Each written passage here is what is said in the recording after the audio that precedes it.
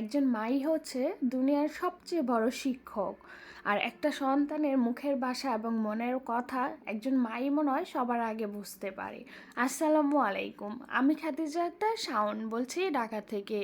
আশা করি যে যেখানে আছেন আলহামদুলিল্লাহ সবাই ভালো আছেন এবং সুস্থ আছেন। আলহামদুলিল্লাহ আপনাদের দোয়ায় আমরাও ভালো আছি এবং সুস্থ আছি। অন্য অন্য দিনের মতো আজকেও একটি নতুন ব্লগ নিয়ে হাজির হয়ে গেলাম। আর আজকের ব্লগটা কিন্তু হচ্ছে আমার ছোট মেয়ের আবদারে। ও তো একদমই বাচ্চা মানুষ, একদমই সব কথা যে বোঝা যায় সেই রকম কিন্তু কোনো কথা না। আর বয়স মাত্র 3 বছর প্লাস। তো কি হয়েছে, ও তো আর ছোট মানুষ, কথা গুছিয়ে বলতে বা বুঝিয়ে বলতে পারে না। তো যেইটুকু কথা বলে সেটাই কিন্তু আমাদের মায়েদের বুঝে নিতে হয়। তো এজন্যই বলেছি যে আমরা মারা সন্তানের মুখের ভাষা এবং মনের কথা সব কিছুই কিন্তু বুঝতে পারি। যাক, এটা কিন্তু শুধু আমি একা না, পৃথিবীর সবার মা আর হচ্ছে গিয়া সকল মাদের জন্যই এই একই কথা বললাম। সকল মারাই এই কথাটা বুঝতে পারে, সন্তানের মনের ভাষা, সন্তানের মনের কথা। তো সেই রকমই আমার ছোট মেয়েটা আজকে হঠাৎ করেই রাতে বলতেছে যে ও গরুর মাংস দিয়ে ভাত খাবে, সেটা বলে না। ও কিন্তু ছোট হলে কি হবে, ও কিন্তু খুবই খাদ্যরসিক একটা মানুষ। আমি বলবো যে পিচ্ছি। তো যাই হোক, ও খাবারের দিক দিয়ে খুবই সেন্সিটিভ। ও মজা না হলে খেতে চায় না। আর ওকে কিন্তু আমি জোর করে এক নলার বেশি দ্বিতীয় নলা খাওয়াতে পারি না, সেই রকমের এক অবস্থা। আর প্রতিদিন কি খাবে, ও কিন্তু প্রতিদিন জিজ্ঞেস করবে যে কালকে কি খাবো আম্মু, আমি কালকে কি দিয়ে ভাত খাবো, সেই রকমভাবে জিজ্ঞেস করে। তো হুট করে আমাকে বলতেছে ও বিরিয়ানির মাংস দিয়ে ভাত খাবে। তো ও গরুর মাংস সেটা বলতে পারতেছিল না, ও বলছে যে বিরিয়ানির মাংস দিয়ে ভাত খাবে। তো যাই হোক, আমরা তো মা, সেটা আমরা বুঝে নিতে পারি। তো আপনাদের ভাইয়াকে বলার পর আপনাদের ভাইয়া একদম সলিড যে চাকা মাংসটা সেটাই নিয়ে আসছিল ওর জন্য। আর হচ্ছে গিয়ে আমি একটু আলু দিয়ে রান্না করে দিচ্ছি। ওকে জিজ্ঞেস করেছিলাম যে তুমি কি বিরিয়ানি খাবা নাকি মাংস দিয়ে ভাত খাবা। তো ও বিরিয়ানি খাবে না, ও শুধু ভাত খাবে বলেছে যে আম্মু আমি মাংস দিয়ে ভাত খাবো।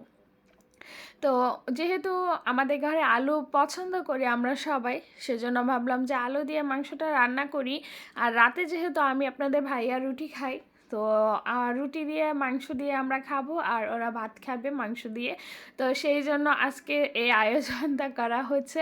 যেহেতু ও মুখ ফুটে বলেছে, আমিও অনেক মজা এবং আনন্দ করে রান্না করেছি। তো মাশাল্লাহ আমার মেয়েটা ভাত খেয়েছে, সেই জন্য আমি অনেকটাই খুশি হয়েছি। এইরকমভাবে যদি বাচ্চারা যখন যা চায় তাই যদি খেতে দিতে পারি না, আমার কাছে এবং ভালো লাগে। এবং আমি জানি এই রকমের আনন্দটা পৃথিবীর সব মারাই পায়, যখন বাচ্চারা খেতে চায় ওই জিনিসটা যদি সাথে সাথে করে দিতে পারি। একবার বাচ্চারা যদি বলে যে আমি এটা দিয়ে ভাত খাবো, তো ওইটার কিন্তু আনন্দটাই অন্যরকমের, ফিলিংসটাই অন্যরকমের হয়। তো সেই রকমেরই এক অবস্থা। আর আমি এই যে এখানে আজকে আটা গুলিয়ে নিয়েছি, আর আটার পরিমাণটা আজকে আমার বেশি হয়ে গিয়েছিল, যার কারণে পানিটাও বেশি হয়ে গিয়েছিল, বুঝতে পারি নাই। অন্য অন্য দিন কিন্তু ঠিকই হয়, কিন্তু আজকে ভিডিও করবো তো সেই জন্য হয়তো বা পানির পরিমাণটা বেশি হয়ে গিয়েছিল, তো একটু নরম হয়ে গিয়েছিল। যাক, সেটা ব্যাপার না। তো হালকা একটু ছেঁকা দিয়ে কিন্তু আমি 2 দিনের পর আটাটা রেখে দিই, মানে রুটিটা। তো এখন হয়তো বা আপনারা দেখে বুঝতে পারতেছেন যে কোনো রকম একটু আমি বেলে বেলে নিয়েছিলাম, একটু নরম হয়ে যাওয়ায়। তো এই যে একটু একটু ছেঁকে রেখে দিব, ঠান্ডা হলে বক্সে করে এইরকমভাবে কিন্তু অনেক দিন রাখা যায়। আমি প্রায় 2-3 দিন পর্যন্ত রাখতে পারি। তো আমার যেহেতু রুটি বেশিই লাগে, তো আমার 2-3 দিন যায় না। যেমন আজকে বানিয়েছে, আগামীকালকে আর বানাতে হবে না, সেই রকমের। তো এখন এই যে রুটিগুলো সব ঠান্ডা হয়ে গিয়েছে, আমি বক্সে ভরে তারপর নর্মাল ফ্রিজে রেখে দিব, যেহেতু সকালেও খাওয়া হবে, আবার হচ্ছে গিয়ে রাতেও রুটি খাবো। তো রাতের রুটিগুলো আমি পরে ছেঁকে নিব। তো যাই হোক, সব কাজগুলো শেষ করে নিলাম, এই ফাঁকে রুটিগুলো গুছিয়ে খাওয়া দাওয়া করতে চলে আসলাম। এবং খাওয়া দাওয়া করতে একটি কথা মনে করিয়ে দিই, ভিডিওটি ভালো লাগলে লাইক, কমেন্ট আর শেয়ার করে দিবেন। আর আজকের মতো খেতে খেতে বিদায় নিচ্ছি। সবাই ভালো থাকেন, সুস্থ থাকেন। আর আমাদের জন্য দোয়া করবেন যেন এরকম নতুন নতুন ব্লগ দিতে পারি এবং আমার পিচ্ছি কথাগুলো আমি সবসময় বুঝতে পারি। তো আজকের মতো বিদায় নেই, সবাই ভালো থাকেন, সুস্থ থাকেন। আল্লাহ হাফেজ, আসসালামু আলাইকুম।